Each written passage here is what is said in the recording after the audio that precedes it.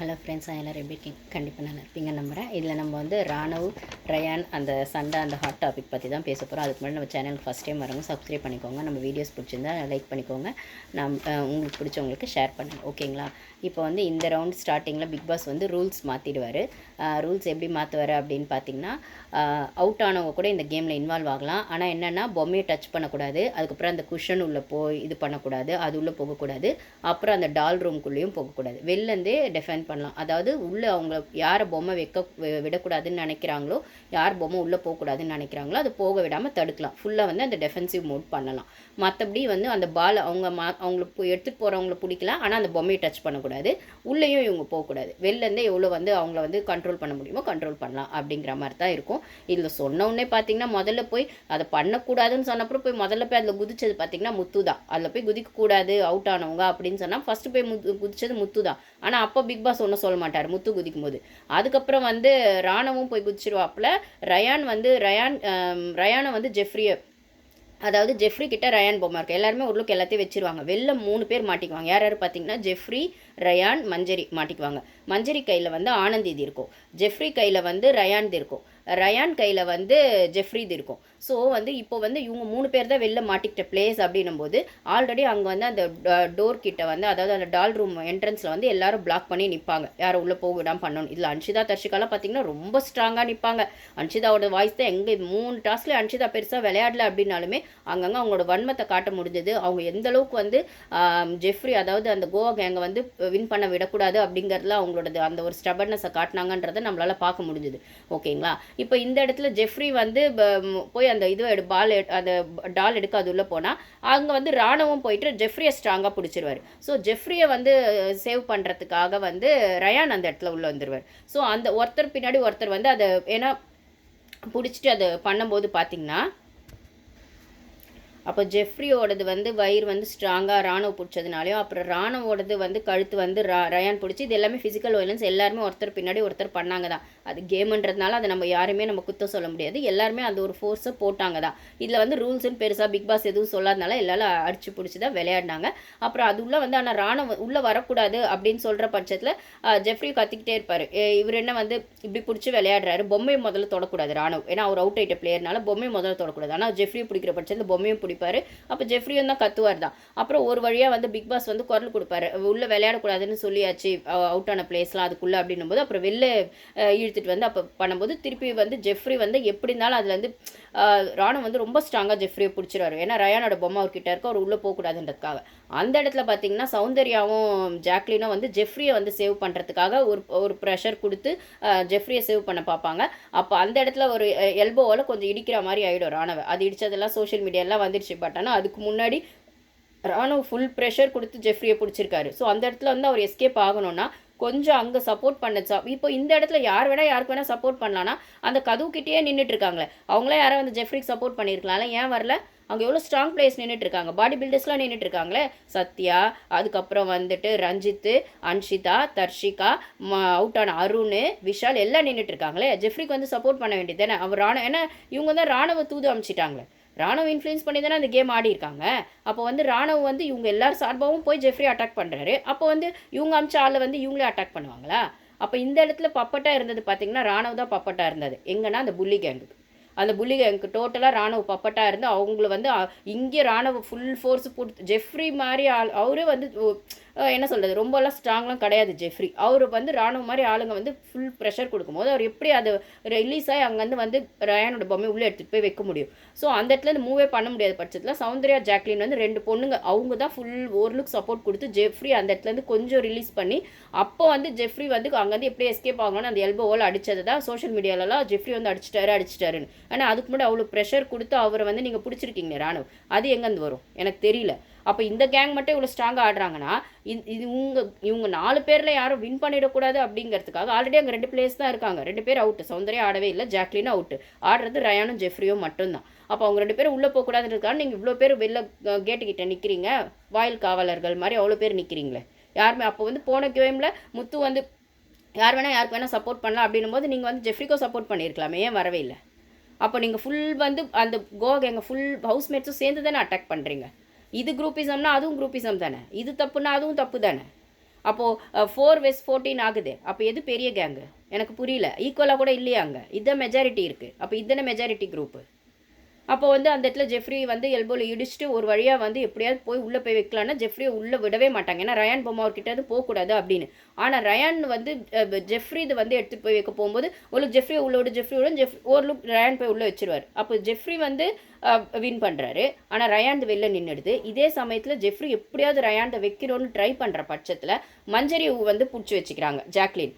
மஞ்சரி உள்ளே போகக்கூடாது. ஏன்னா மஞ்சரி உள்ளே போயிட்டா ஜெஃப்ரி உள்ளே போக முடியாது. ஏன்னா ஒருத்தர் தான் போக முடியும். ஒரு ஸ்லாட் தான் இருக்குது. அப்போ மஞ்சரியை வந்து சௌந்தர்யாவும் இவங்களும் நல்லா ஸ்ட்ராங்காக பிடிக்கிறாங்க. ரயானும் வந்து மஞ்சரியை பிடிச்சி வச்சுறாரு. ஏன்னா ரயான் வந்து வச்சுட்டு வந்துட்டார். உள்ளே போய் ஒரு டாலை வச்சுட்டு வந்துட்டார். வச்சுட்டு வந்து மஞ்சரியை வந்து ஸ்ட்ராங்காக பிடிக்கும்போது அவரை வந்து மஞ்சரியை வந்து அங்கேருந்து ரிலீஸ் பண்ணுன்றதுக்காக முத்துவும் சாச்சனாவும் போகிறாங்க.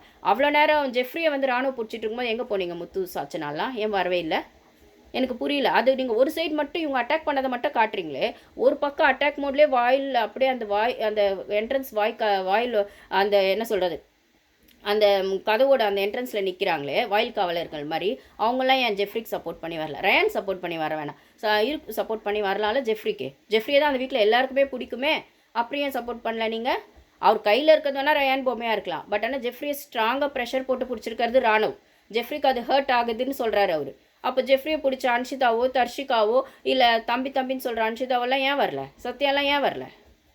எனக்கு புரியல. அப்போனா என்ன ஜெஃப்ரி கோவா கேங்காக ஆடுறாரு, அதனால் நீங்கள் வரல அப்படி தானே? அவர் கையில் ரயான் பொம்மை இருக்குது, அதுக்காக நீங்கள் வரல அப்படி தானே? அப்போ ஜெஃப்ரி பொம்மை உள்ளே போகணுன்னு ரயான் ஒரு வழியாக எடுத்துகிட்டு போய் உள்ளே வச்சுட்டு வந்து மஞ்சரி வந்து உள்ளே போகக்கூடாது, எப்படி இருந்தாலும் ஜெஃப்ரி உள்ளே போகணும், அதாவது ஜெஃப்ரி கையில் இருக்க ரயான் பொம்மை உள்ளே போகணும் அப்படின்போது மஞ்சரி ஸ்ட்ராங்காக ஜாக்லின் பிடிக்கிறதோ, அதுக்கப்புறம் வந்து ரயான் பிடிக்கும்போது அதுக்கப்புறம் முத்துவும் சாச்சனாவும் அவங்கள பிடிச்சிருக்கிறாங்க. மஞ்சரி நீ உள்ளே போ. சாச்சனாலாம் இந்த இடத்துல ஃபுல் ப்ரெஷர் போட்டு எல்லாமே நல்லா ஃபிசிக்கல் வைலன்ஸ் கொடுத்தாங்க, டஃப் கொடுத்தாங்க தான். நான் இல்லைன்னா சொல்ல, இது கேமை பார்த்த வரைக்கும் ஓகே. முத்து சாச்சனால இதில் பண்ணது கேம், அதை நான் தப்புன்னே சொல்ல மாட்டேன். அது மஞ்சரி உள்ளே போகக்கூடாது, அது ஓகே கேம். ஆனால் மற்றவங்கெல்லாம் சேர்ந்து ரயானுக்கும் ஜெஃப்ரிக்கும் ஃபுல்லாக வச்சு ஆடினது பார்த்திங்கன்னா வன்மம் தான். இதில் அன்ஷிதாவும் விஷால்தோட செம்ம வன்மம். அது கொஞ்சம் கூட நல்லாவே இல்லை. அன்ஷிதா விஷால் நீங்கள் முன்னாடி நின்று ஸ்ட்ராங்காக கேம் ஆனால் பரவாயில்ல, பின்னாடி காசிப் பேசிட்டு உங்களுக்கு நீங்கள் ராணுவ உசுப்பேற்றி விட்டு ராணுவ மைண்டில் எல்லாத்தையும் ஃபீட் பண்ணி விட்டு நீங்கள் பண்ணதெல்லாம் dirty game Ranav. Dirty game Vishal. அதுக்கு பின்னாடி இப்போ அன்ஷிதா இருக்காங்க. அன்ஷிதா நீங்கள் கொஞ்சம் ரைஸ் ஆகிட்டு இருந்தீங்க. நான் ஆல்ரெடி சொல்லியிருப்பேன், சௌந்தர்யா மார்க் பண்ணும்போதே நீங்கள் ஒரு ஹானஸ்ட் பர்சனாக இருந்தால் நீங்கள் வந்து அஸ் எ விமனாக வந்து நீங்கள் சப்போர்ட் பண்ணியிருக்கணும் சௌந்தர்யாவுக்கு. அங்கே வந்து ஜெஃப்ரியும் விஷாலும் உங்கள் பாய்ஸ் குரூப்பில் அந்த ரூமில் நீங்கள் அவங்க மார்க் பண்ணும்போதே பண்ணியிருக்கணும். நீங்கள் அப்பயே பண்ண நான் ஆல்ரெடி ஒரு ஷார்ட்ஸ் போட்டிருப்பேன். இப்போ அன்ஷிதாவோட முழு சுயரூபம் வெளில தெரியுது. இப்போ ஜாக்லின் மேலேயே அந்த வன்மத்தை காட்டுறாங்க, மஞ்சரி மேலேயே அந்த வன்மத்தை காட்டுறாங்க, இப்போ கோவா கேங்கன்னு ஃபுல் இது மேலேயே அந்த வன்மத்தை காட்டுறாங்க. அப்போ அன்ஷிதாவோட ரியல் ஃபேஸ் இது தான். அவங்க இவ்வளோ நாள் நல்லவங்க வேஷம் போட்டாங்க. அன்ஷிதாவோட மறுபக்கம் தெரிஞ்சுது. நீங்கள் ஏதோ கொஞ்சம் நல்ல விதமாக ரைஸ் ஆகி வந்துட்டு இருந்தீங்க அன்ஷிதா, இப்போ டோட்டல் டேமேஜ் உங்களுக்கு காலி. ஒரு நாள் நீங்கள் அன்றைக்கி நைட்டு ஃபுல்லாக அந்த டாஸ்க் நீங்கள் மஞ்சரிக்கா எலிமினேட் ஆகணும்னு விளையாடிருந்தாலும் ஏதோ ஒரு டஃப் கொடுத்தீங்கன்னு உங்களுக்கு ஓட்டிங் வந்துச்சு.